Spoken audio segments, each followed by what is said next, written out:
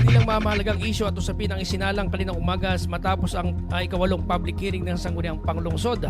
Alas 9 orong umaga kanina pinakasiwaan ni na City Councilor sa Atty. Ronald Lee Hortizuela, Consi Jenny Salvador, Consi Hani Villena, Consi Andre Ignacio at ni Consi Manuel Chua ang public hearing upang talakayin at pag-usapan ng mga usapin. Una ng ordinansang Reorganizing Potable Water System o POWAS sa San Jose Water System na magpo-provide ng operation and management, pagkakaroon ng Water System Trust Fund. Tinalakay din ng legislative action kaugnay naman sa water permit application ng Trescent Builder ng National Water Resources Board sa dalawang POWAS ng Santo Niño III at Villa Marina.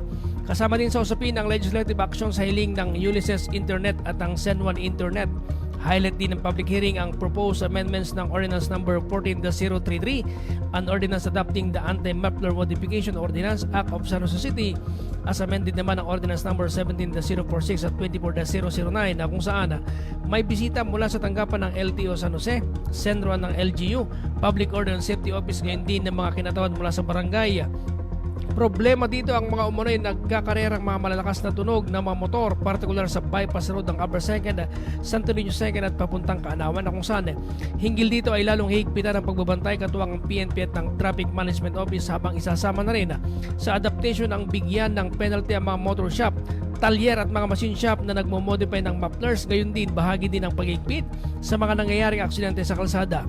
Isa din sa highlight ang sanay pagtalakay sa pagtaas naman ng pamasahe sa mga tricycle drivers ng San Jose na kung saan dumalo mga pangulo ng TODA. Gayon man, bagamat pinag-usapan, sinabi ng mga miyembro ng Sangguniang Panglungsod ay susunod muna ang bawat isa sa direktiba ni Pangulong Ferdinand Marcos Jr. na isuspindi muna ang taas pasahe. Kaya naman maghintay muna ng panibagong atas sa pamahalang nasyonal at siniguro naman ng SP na iniintay na lang ng DSWD ang listahan ng mga qualified na makukuha ng ayuda mula sa pamahalaan. Ito ay ayon naman sa ulat ng City Franchising Office.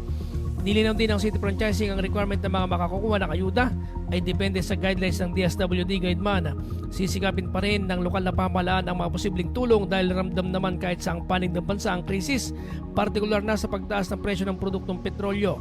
3,900 prangkisa na may prangkisang noong taong 2025 ang posibleng mabigyan ng ayuda mula sa DSWD ay naman sa datos ng City Franchising Office ng lungsod ng San Jose. Yan ang balitang lokal. Ako si Christian Tukay. Sama-sama tayo.